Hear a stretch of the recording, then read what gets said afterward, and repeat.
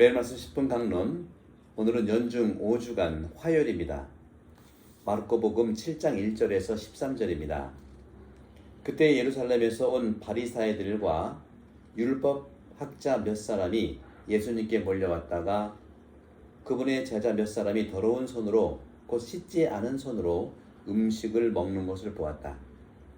본디 바리사이뿐만 아니라 모든 유다인은 조상의 전통을 지켜 한 움큼의 물로 손을 씻지 않고서는 음식을 먹지 않으며 장터에서 돌아온 뒤에 몸을 씻지 않고서는 음식을 먹지 않는다. 이 밖에도 지켜야 할 관습이 많은데 잔이나 단지나 놋그릇이나 침상을 씻는 일이다. 그래서 바리사이들과 율법학자들이 예수님께 물었다. 어째서 선생님의 제자들은 조상들의 전통을 따르지 않고 더러운 손으로 음식을 먹습니까? 예수님께서 그들에게 이르셨다. 이사야가 너희 위선자들을 두고 옳게 예언하였다. 성경에 이렇게 기록되어 있다. 이 백성이 입술로는 나를 공경하지만 그 마음은 내게서 멀리 떠나 있다. 그들은 사람의 규정을 교리로 가르치며 나를 헛되이 섬긴다. 너희는 하느님의 계명을 버리고 사람의 전통을 지키는 것이다. 또 이어서 그들에게 말씀하셨다. 너희는 너희 전통을 고수하려고 하느님의 계명을 잘도 저버린다. 모세는 아버지와 어머니를 공경하여라. 그리고 아버지나 어머니를 욕하는 자는 사형을 받아야 한다고 말하였다. 그런데 너희는 누가 아버지나 어머니에게 제가 드릴 공양은 코르반, 곧 하느님께 바치는 예물입니다 하고 말하면 된다고 한다. 그러면서 아버지나 어머니에게 더 이상 아무것도 해드리지 못하게 한다. 너희는 이렇게 너희가 전하는 전통으로 하느님의 말씀을 폐기하는 것이다. 너희는 이런 짓들을 많이 한다. 주님의 말씀입니다.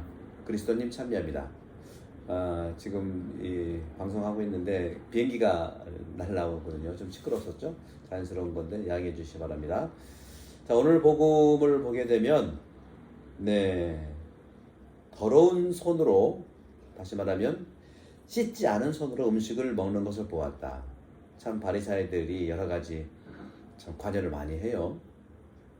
옛 전통이라고 하는 것이 뭡니까? 옛 전통. 예수님 당시는요, 숟가락이나 젓가락 혹은 포크나 나이프가 없었죠. 따라서 손을 씻는 세정 행위는 위생학적으로 매우 중요했습니다. 바로 그때는 세속적인 그런 생활과 종교 행위가 서로 분리되어 있지 않았던 그런 시대였죠. 사실 유다인들에게 하느님은 누구냐면 바로 백성의 우두머리, 왕이고 통치자고 유일한 법 제정자이세요. 본래 이스라엘은 왕이 없는 겁니다. 왕은 하느님이 왕인데 하도 이스라엘 백성들이 이웃 나라가 왕이 있으니까 왕을 만들어 달라고 해서 하느님을 만들어 주면서도 경계를 했는데 바로 그런 일들이 많이 일어나지요. 따라서 하느님의 것과 황제의 것, 이것을 구별하지 않았습니다. 마태복음 22장 31절 내용이 이걸 증언하고 있죠. 그래서 모세 율법에 기록된, 여기 나와 있죠, 모든 것은 종교적인 것으로 간주합니다. 물론 우리도 교회법이 있어요. 전례도 있고요. 여러 가지 이제 방식들, 규칙들, 우리 본당에서도 많은 단체들, 또 학교, 한글학교, 은빛대학 모든 단체들이 규칙인 회칙이 있죠. 그러나 가장 중요한 규칙 중에 중심은 성경이고 또 우리가 살아가는 신앙 교리서입니다. 오늘날은 반대죠. 유대인들의 사고방식, 세속적인 생활과 종교 행위가 서로 연관되어 있는데 오늘날에는 크게 기도와 전례 외에는 나머지 다 비종교적이에요. 성당에 와서 기도하고 전례하는데 종교 행위를 하는 것이지 많은 경우에 종교 생활과 세속 생활은 분리되어 있는 경향이 있어요. 이런 점에서 유대인들의 개념, 유대 개념이 부분적으로는 올바르게 보이는 거죠. 신앙과 생활이 서로 만나야 되기 때문에 그런 것이죠. 사실 종교에서 그 자세와 태도는 인간이 행하는 모든 것과 만날 필요가 있는 겁니다. 따라서 우리는 늘 신앙과 생활이 서로 만나야 된다고 강조하는 거 아니겠어요? 신앙 따로 생활 따로가 아니죠. 일상의 매우 작은 행동들도 그렇습니다. 이것이 그리스도교 영성과 밀접하게 관련돼요. 우리를 세속 생활과 종교 생활을 연결시켜주는 것이 영성이거든요. 우리는 어떻게 이것을 실현할 수 있겠습니까? 각자의 영성은 바로 복음의 영성이고, 그런 점에서는 우리의 많은 영적 모델들이 있는 게 성인들이죠. 그러면서 예수님께서는 위선자들을 두고 하는 이사야의 말을 인용하고 있습니다. 이 백성이 입술로는 나를 공경하지만 그 마음은 내게서 멀리 떠나 있다. 공경한다는 게 뭘까요? 공경한다는 거. 입술로는 나를 공경한다고 했는데 참으로 이 공경한다는 것은 거룩한 행위죠. 우리 본당에서도 거룩한 행위의 중요한 부분들이 복사하시는 분들, 또 우리 꼬마들이 했죠. 그 다음에 전례 해설을 하시는 분들, 또 독서를 읽으시는 분들, 또 특별히 너무너무 중요한 고대 교회 때부터 있었던 성가대원들, 그 외에 이제 안 보이는 것 준비하는 분들도 많죠. 요즘에는 모니터링도 해야 되기 때문에 모니터링 하는 분들, 미사를 위한 모니터링도 거룩한 행위에 속해 있는 거예요. 단순한 열치크가 아니죠. 미사를 하기 위한 행위이기 때문에 그렇습니다. 이 거룩한 행위라고 하는 것은 뭐냐? 외적 형식의 기념 예식을 지키는 걸로 충분하지 않습니다. 단식을 한번 예를 들어볼까요? 단식은 첫째, 하느님을 기억하는 겁니다. 밥 안 먹는 것이 첫 번째가 아니죠. 단식을 왜 하느냐? 하느님을 기억하기 위해서, 굶주림 속에서 주님을 바라보기 위해서 그런 것이죠. 두 번째는 하느님을 바라보는 단식과, 그리고 단식을 하는 그 목적은 선을 행하기 위해서 그런 거예요. 선. 이 두 가지가 없이 단식이라고 하는 것은 단지 건강을 위하거나 위생학적으로 좋은 습관이 될 수는 있어요. 다이어트 할 수 있겠죠. 그렇다면 무신론자들도 단식을 매우 잘할 수 있는 거예요. 따라서 예수님께서 말씀하시는 것이 있죠. 바리사이가 하는 것들 중에서, 그러니까 바리사이가 지키는 법에 대해서 예수님께서는 내적 정신이 부족하다고 늘 말씀하는 거예요. 행위만 지켰냐 안 지켰냐 자꾸 따져보잖아요. 그리스도인은 행하는 모든 것에서 하느님을 기억해야 됩니다. 그리고 선을 지향해야 되죠. 따라서 먹을 때도 특히 그렇습니다. 바오로 사도가 말씀하신 대로 고린도전서 10장 31절에서 찾아보면 그렇습니다. 다시 말하면 우리도 미사 때마다 이 고린도전서 10장 31절을 반복하고 있는데, 이를 기억하여 행하라 하고 말씀하시잖아요. 이것이 하느님을 지속적으로 기억하는 것입니다. 선을 지향하는 겁니다. 그럴 때 일상의 모든 일이 거룩하게 되는 것입니다. 그러면서 또 예수님께서는 이렇게 말씀하시죠. 너희는 하나님의 계명을 버리고 사람의 전통을 지키는 것이다. 너희는 너의 전통을 고수하려고 하나님의 계명을 잘도 저버린다. 옛 전통들 필요합니다. 그런데 이 거룩한 삶의 최고 모범, 그 모범을 살아가신 분이 누굴까요? 바로 성모 마리아이시죠. 성모 마리아는 모든 어머니들처럼, 모든 엄마들처럼 당신의 아기에게 자신의 삶을 온전히 봉헌하셨어요. 그런 점에서 여러분 모두는 여러분들의 아들을 위해서 여러분의 삶을 온전히 봉헌하신 분들은 바로 성모 마리아이십니다.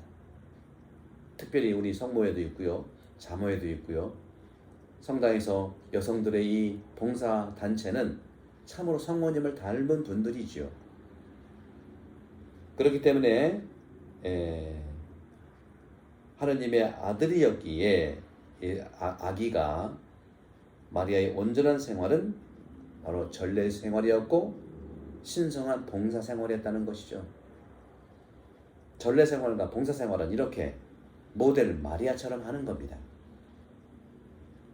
박물관에 성화들이 가득 소장되어 있지 않습니까? 저도 여러 세계의 이제 박물관들을 많이 다녀봤는데 특히 기억에 남는 박물관은 물론 파리의 루브르 박물관도 그렇죠. 제가 모나리자도 이제 봤고요. 또 인상이 깊은 것은 러시아의 페테르부르크, 피터스버그 영어로 그렇고 페테르부르크 그러죠. 페테르부르크에 있는 에르미타주라고 하는 어마어마하게 큰 박물관이 있어요.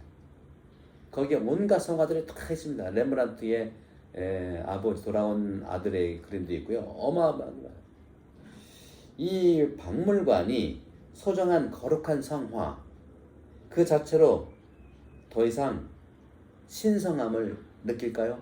거룩함을 느낄까요? 거룩한 그림이지 거룩함을 느낄 수 있는 환경은 아니라는 걸 말하는 겁니다. 다시 말해 성화는 미술품을 관람하는 것과 달라요. 우리가 오늘날 동방교회 또 초기교회 때 많이 그렸던 이콘들이 우리 가톨릭 교우들 안에 많이 소장하게 되고 그리고 많이 성당에서도 있고 그렇죠. 근데 안타까운 건 뭐냐? 우리 가톨릭은 초기 교회의 이 성화에 대한 이런 이해가 익숙하지 않기 때문에 그런지 어느 성당에서도 성화 이콘을 그려가지고 전시물처럼 쭉 복도에 걸어놓은 거예요. 이건 아니죠. 성화 그 자체는 박물관 기능을 통해서 관람하는 것이 아닙니다.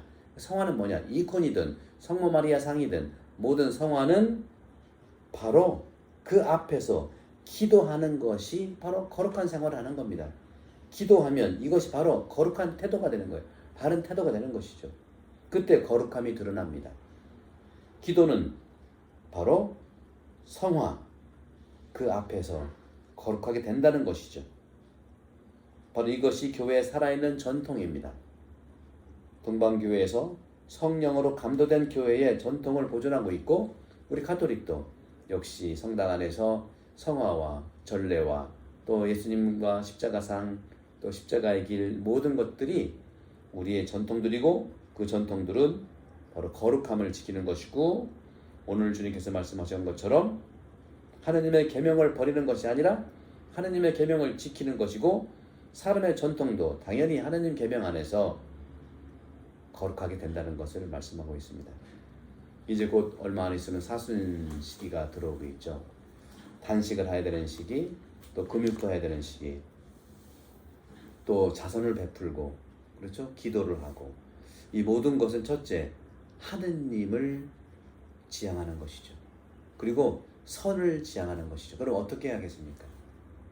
바로 단식하는 것, 단순히 살을 빼는 거 아니고 밥을 먹는 것만이 아니고 밥을 먹는 그 행위, 단식을 하는 행위는 하느님을 더 만나기 위해서, 하느님께 가깝게 가기 위해서, 선을 지향하기 위해서, 체리티, 이웃 사랑입니다. 따라서 여러분들 이번 사순절에는 여러분 단식, 금욕한 이런 그 사랑의 행위를 체리티, 우리가 빈첸시와 바울로도 있고요. 우리 사회복지 기금으로도 이제 어려운 이들을 도울 수 있는 기금으로 쓸 수 있고요. 그러니까 여러분들 이번 사순 시기가 참으로 기도와 단식과 자비, 자선행위 이런 것들이 하느님을 향하고 또 선을 향한다는, 다시 말하면 하느님을 위해서 또 이웃을 위해서 사랑하는 그러한 사순 시기가 되기를 기도하겠습니다. 성부와 성자 성령께 여러분 모두를 강복합니다. 감사합니다.